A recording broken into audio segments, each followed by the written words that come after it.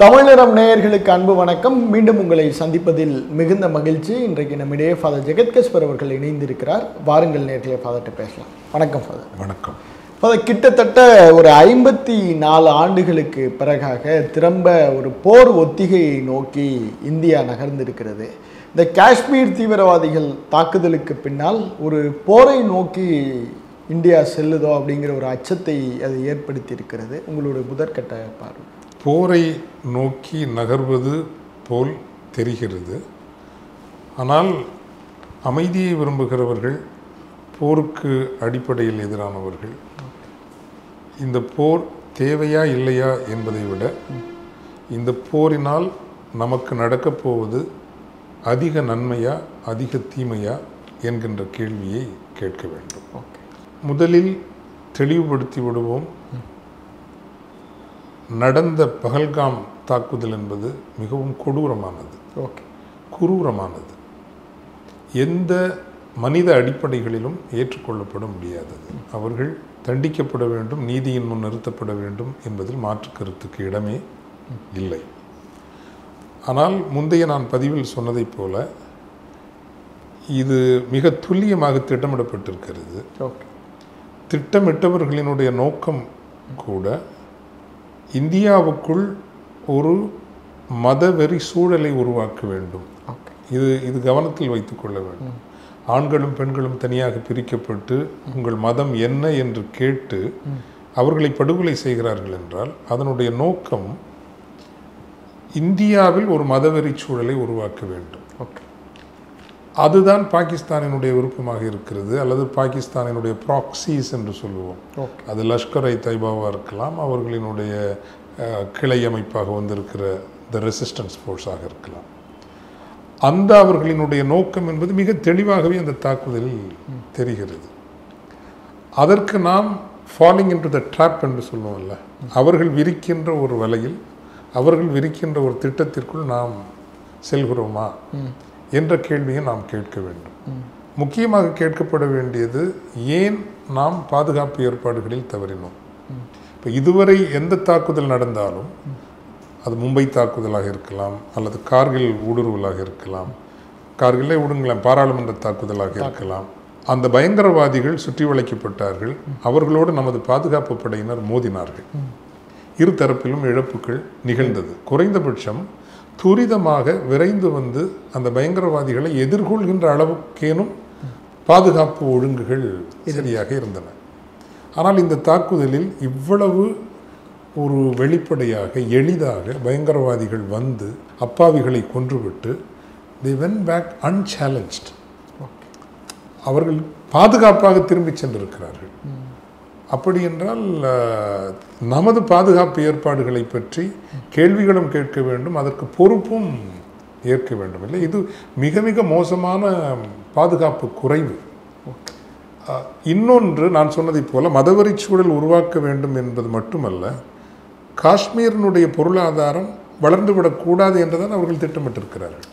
சுற்றுலா பயணிகள் வருவது தடுத்து நிறுத்தப்பட வேண்டும், பொதுவாக பொருளாதார யாரும் அங்கு சென்று முதலீடு செய்யக்கூடாது. ஆக பாகிஸ்தான் விரிக்கின்ற அந்த வலைக்கு ஒரு போரின் மூலம் நாம் விழக்கூடாது என்பதுதான் அறிவுடைய ஒரு அணுகுமுறையாக நாம் இருக்கும். அதற்காக எந்த பதிலும் நாம் தரக்கூடாதா என்கின்ற கேள்விக்கு உறுதியாக பதில் தர வேண்டும். அந்த என்ன பதில் தர வேண்டும் என்பதை நான் உங்களினுடைய தொடர் கேள்விகளில் பதில் சொல்கிறேன். கண்டிப்பாக ஃபாதர். இப்போ இந்த தாக்குதல் கிட்டத்தட்ட ஒரு போரை இந்தியா முழுமைக்கும் இருக்கிற அந்த பார்டர் செக்யூரிட்டி, அந்த இடங்களில் இருக்கிற மாவட்டங்கள்லாம் அவங்க வந்து 241 மாவட்டங்களில் இந்த போர் ஒத்திகை நடத்தலாம் அப்படிங்கிற திட்டத்தை ஒன்றிய அரசு வைக்கிறாங்க. இப்போ வைக்கிறப்ப ஒரு கிட்டத்தட்ட எல்லாருமே ஒரு போர் மனநிலையை நோக்கி நகர்றப்ப கிட்டத்தட்ட இந்த ஒரு வாரத்திற்குள்ளாகவே இது நடக்குமா அப்படின்னா, நேற்று பாஜகவினுடைய வாட்ஸ்அப் குரூப்பில் நேற்று இரவே போர் தொடங்கும் அப்படிங்கிற செய்திகள்லாம் வந்திருக்கிறது. அப்போ மிக விரைவாக இது தொடங்குமா ஃபாதர்? இதை எப்படி நம்ம அனுமானிக்கிறது? நீங்கள் முதல் போர் என்றால் என்ன, நமது பாகிஸ்தானுக்கும் இந்தியாவுக்குமான போர் வரலாறு, இதையெல்லாம் நீங்கள் கொஞ்சம் தெரிஞ்சுக்கிட்டா இப்போது அந்த சூழ்நிலைகள் இன்று இருக்கின்றனவா, ஒரு போர் நடத்தினால் நாம் அதாவது வள்ளுவர் ரொம்ப அழகாக சொல்லுவார், வினை வலியும் தன் வலியும் மாற்றான் வலியும் துணை வலியும் தூக்கிச் செயல். இது ரொம்ப எனக்கு பிடிச்ச அழகான குறள். ஒரு போருக்கு செல்கிறாய் என்றால் போருக்கு செல்வதற்கான தார்மீகம் உனக்கு இருக்கிறதா, காரணம், இந்த ஜஸ்டிஃபிகேஷன் இருக்கிறதா, ஓரளவுக்கு இருக்கிறது என்றே வைத்துக்கொள்வோமே. தன் வலிமை, உங்களினுடைய வலிமை எந்த அளவுக்கு இருக்கிறது, இதை ரெண்டாவது கேட்கணும். வினை வலியும் தன் வலியும். போருக்கு செல்வதற்கான காரணங்கள் இருக்கின்றன, இல்லை என்று நான் சொல்லவே இல்லை. ஆனால் தன் வலிமை ஒப்பீட்டளவில் பாகிஸ்தானை விட மிக அதிகமான எண்ணிக்கையிலும் ஒரு வலுவிலும் தான் இந்திய இராணுவம் இருக்கிறது. ஆனால் ஒரு முழு அளவிலான போரை நடத்துகின்ற அளவுக்கான வலிமையோடும் உள்ளீடுகளோடும் அது இருக்கிறதா என்றால் ஒரு இராணுவ பார்வையாளனாக நான் சொல்கின்றேன். இராணுவ அரசியல், I am a politico military observer சொல்கிறேன், உறுதியாக நாம் இல்லை. இந்தியாவில் இல்லை. ஒப்பீட்டளவில் நாம் எண்ணிக்கையில் மிக பெரிதாக இருக்கிறோம். ஓகே, தரைப்படை, வான்படை, கடற்படை. ஆனால் ஒரு முழு அளவிலான போரை நடத்தி தீர்க்கமான வெற்றிகளை கொண்டு வருகின்ற அளவுக்கான ஒரு இராணுவமாக நாம் இருக்கிறோமா என்றால் இல்லை. காரணம், ஏற்கனவே 30% நமது இராணுவத்தினர் இதே காஷ்மீர் பிரச்சனை தொடர்பாக அந்த எல்லைப்புறங்களை காக்கின்ற பணிகளில் தான் ஈடுபடுத்தப்பட்டிருக்கிறார்கள். ஓகே.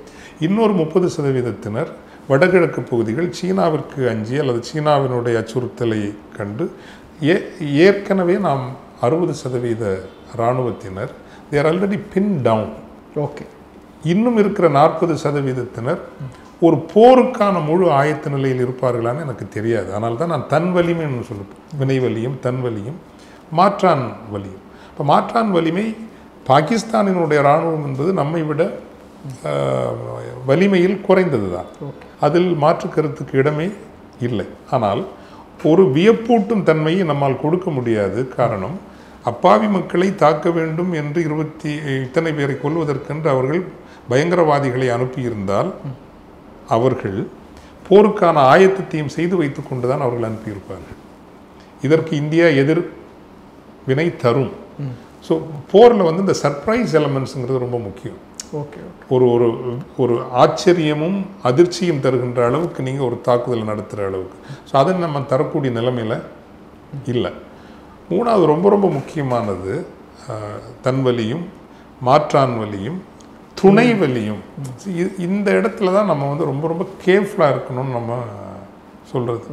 நான் 2 காரணங்களுக்காக இந்த போர் இருக்கக்கூடாது, வரக்கூடாது அப்படின்னு நான் சொல்லுவேன். ஒன்று, இதற்கு முன்னால் நடந்த சண்டைகள், அந்த போர் வரலாறுக்கு நான் பின்னாடி வரேன். இதுக்கு முன்னால் நடந்த சண்டைகள் வேறு.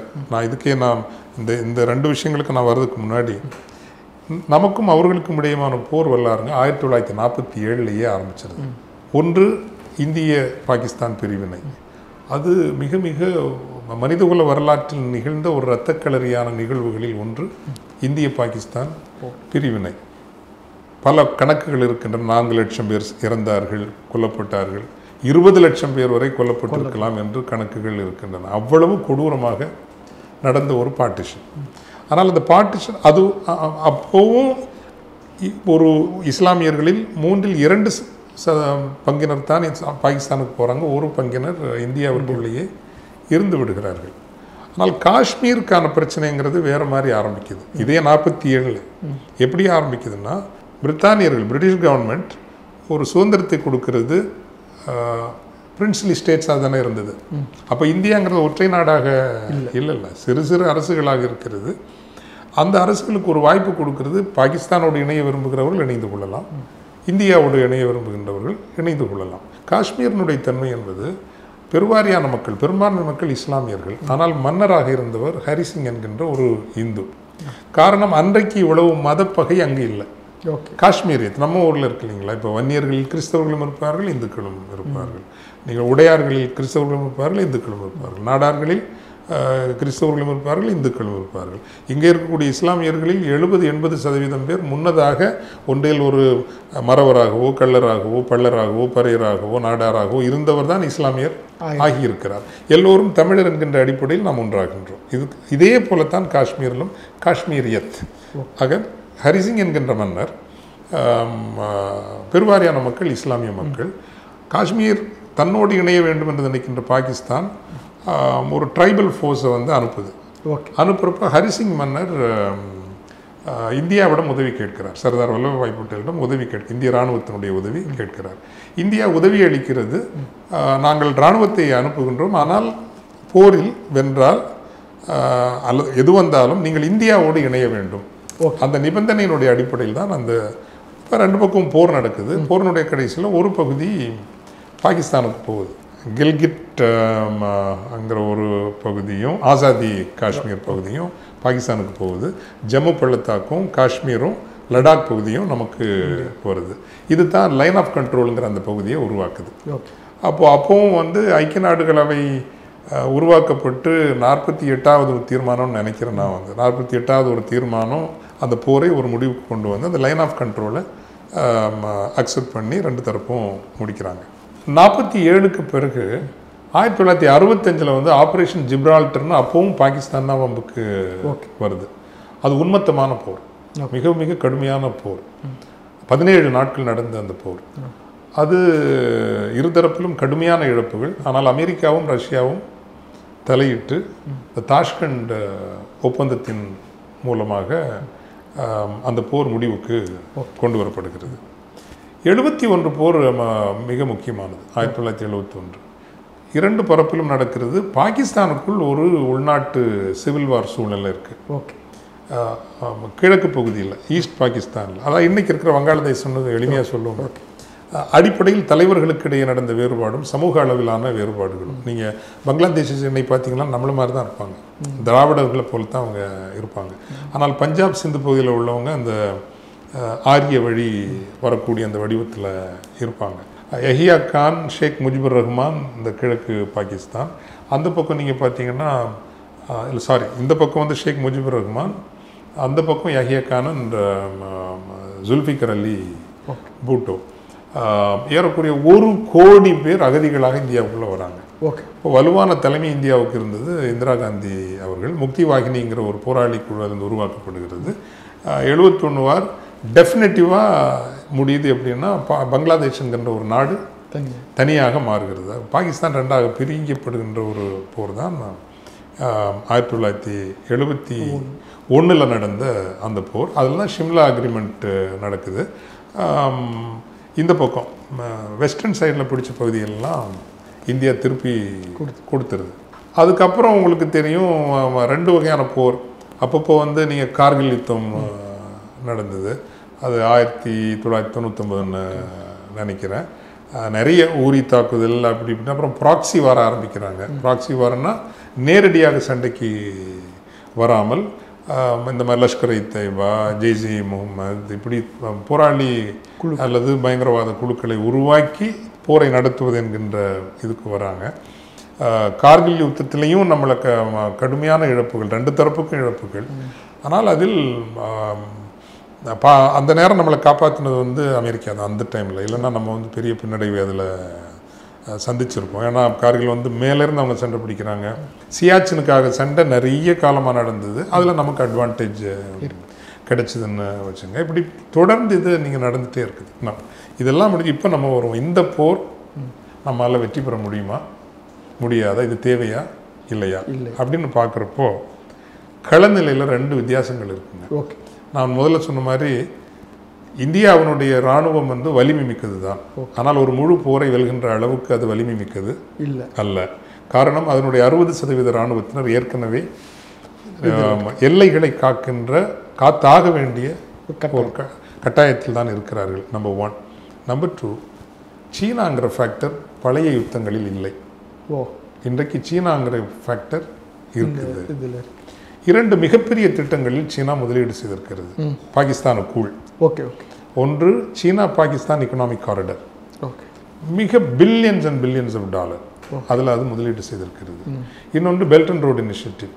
இது ரொம்ப முக்கியமான வந்து central Asia, south east Asia, Pacific எல்லா பகுதிகளையும் நிலத்தாலும் கடலாலும் இணைக்கின்ற ஒரு infrastructure logistical project, supply chain ப்ராஜெக்ட்னு வச்சுக்கலாம். அது வந்து it is a geopolitical project.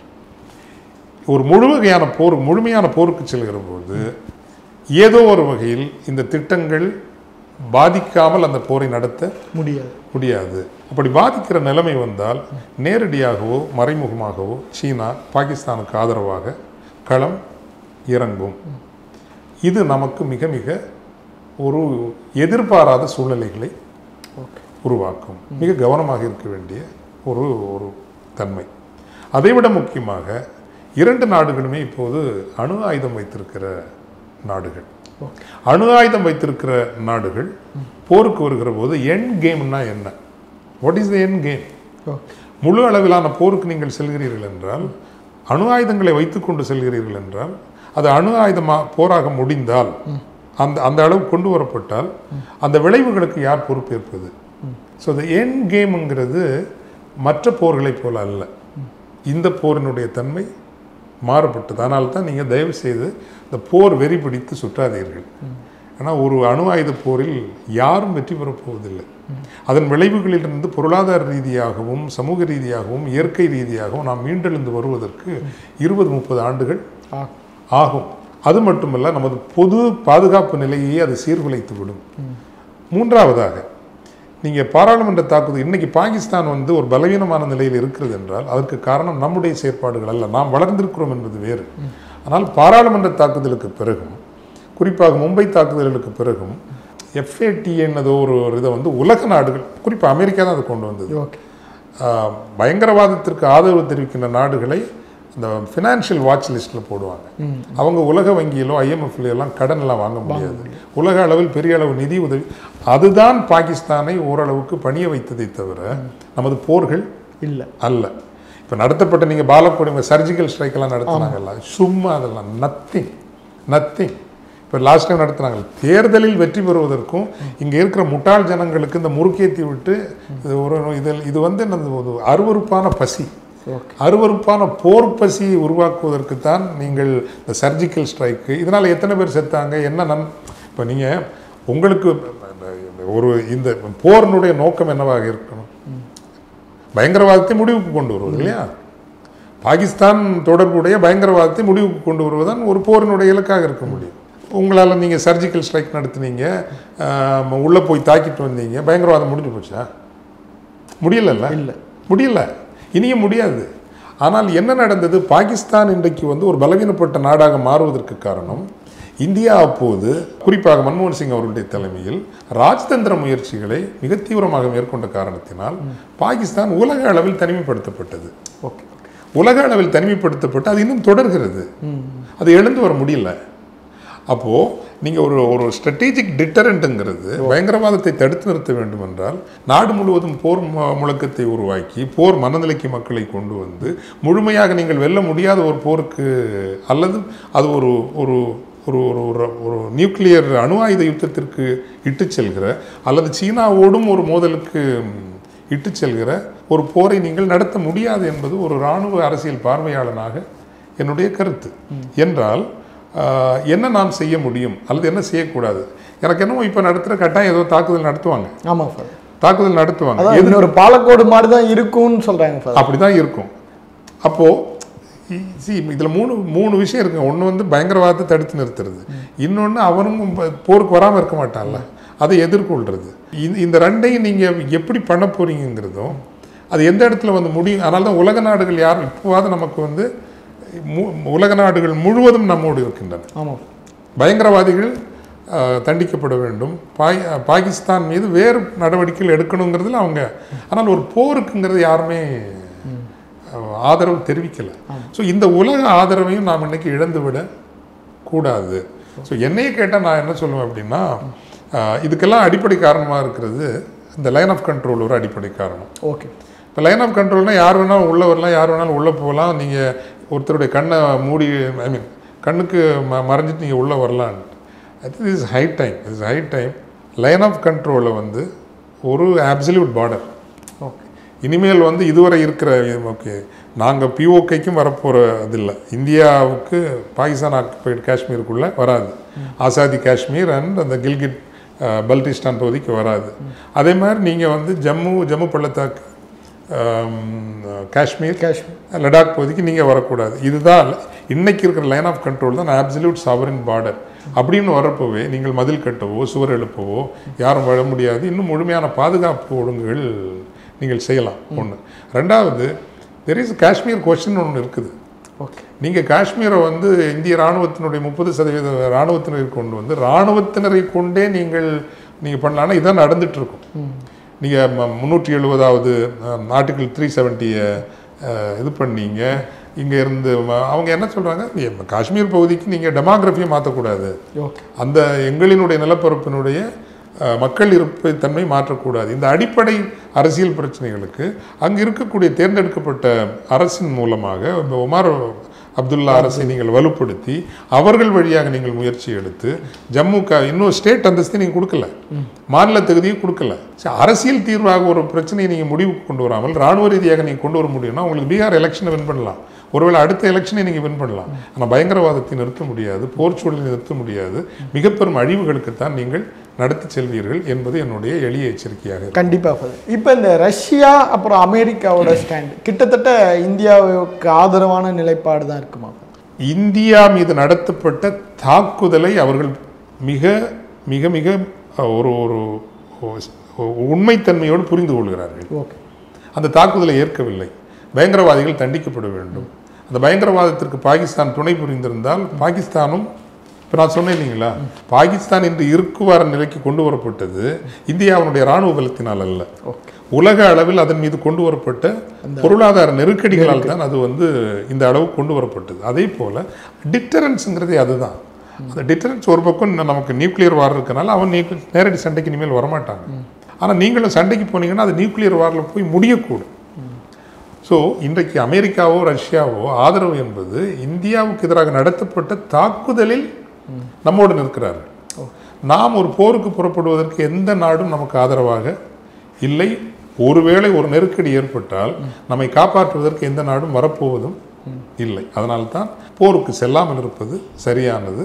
என்னை பொறுத்த வரைக்கும் நான் என்ன நினைக்கிறேன்னா, இந்த பீகார் எலெக்ஷனை ஜெயிக்கிறதுக்காக இவங்க வந்து அந்த பாலக்கோட்டில் போய் சர்ஜிக்கல் ஸ்ட்ரைக்கு, புண்ணாக்கு ஸ்ட்ரைக்கு, பருத்திக்குட்டை ஸ்ட்ரைக்கு இப்படி பண்ணிட்டு நடக்க அடுத்து இந்த பயங்கரவாத தாக்கு இந்த பிரச்சனை முடியக்கூடாது. முடியாமல் இருந்தால் தானே இவங்களுக்கு இந்த போர் வெறி 29 வரையுமே இதே மாதிரி இந்த போர் வெறி சூழல். இந்த ஊர் தான் மத வெறியில் மண்ணாங்கட்டியாகி கிடக்குது, யார் திருத்த முடியாத ஜனங்களெல்லாம் இருக்குது. அதனால் அப்படிதான் தான் நடத்துவாங்கன்னு நினைக்கிறேன். ஆனால் அது கைதவறி போனால், ஸ்லிப்பாகி போனால் என்னென்ன எதிர்விளைவுகள் எல்லாம் ஏற்படும், அதனால் நமக்கு வரக்கூடிய பாதிப்புகள் என்ன, இதை பற்றி தான் எனக்கு அதிக கவலையாக இருக்கிறது. இந்த போரை விரும்பாத நீங்கள் இந்த எதிர்வினை இந்தியாவிற்கு ஏற்படுகிற பாதிப்பு அது எந்த அளவுக்கு ஃபாதர்? ஏன்னா கிட்டத்தட்ட நீங்கள் முன்பே குறிப்பிட்டீங்க ஒரு 20-30 வருடம் பொருளாதாரத்தில் நம்ம பின்னாடி போயிடுவோம் அப்படின்ட்டு. இந்த அணு ஆயுதத்தெல்லாம் பயன்படுத்தினாங்கன்னா இந்த நிலைமை ரொம்ப மோசமாக போகிறதுக்கும் வாய்ப்பு இருக்குல்ல? ரொம்ப ரொம்ப மோசமாக போகும்ல. சரி, அந்த அளவுக்கு ரெண்டு தரப்புமே போக விரும்பாது. ஓகே, இப்போ இன்றைக்கு என்னதான் இருந்தாலும் புதுடில்லியில் திட்டமிடுகிறவர்கள் ஒரு அணு ஆயுத போரை நடத்த வேண்டும் என்று விரும்பவும் மாட்டார்கள், அந்த நிலைக்கு செல்லும் என்றும் அவர்கள் ஒருவேளை நினைக்க மாட்டார்கள். ஆனால் நாகசாகியிலும் ஹிரோஷிமாவிலும் அணுகுண்டு போடுகின்ற நிலை வரும் என்று அமெரிக்காவும் நினைத்திருக்கவில்லை, ஜப்பானும் நினைத்திருக்கவில்லை. பேர்ல் ஹார்பர் நடக்கிற வரைக்கும். ஓகே, பேர்ல் ஹார்பர் நடந்து தாக்குதல் நடந்தபோது ஒரு பெரும் எழுச்சி அமெரிக்காவில் வருகிறது. அதுவரை போருக்கு எதிராக இருந்த மக்களினுடைய மனநிலை ஒரே நாளில் மாறிவிடுகிறது. அமெரிக்க தலைமையும் அந்த நாகசாகி அதிலிருந்து மீண்டு வருவதற்கு எத்தனை ஆண்டு காலம் எடுத்துக்கொண்டது. ஸோ நான் என்ன சொல்வேன் என்றால், அப்படி ஒரு பேராபத்து இருக்கிற போது அந்த பேராபத்தை நோக்கி நீங்கள் நகராதீர்கள். மாற்று வழிகள் இருக்கிறதா என்பதை நேர்மையோடும் உண்மையோடும் சிந்தியுங்கள் என்பதுதான் என்னுடைய பதிவு.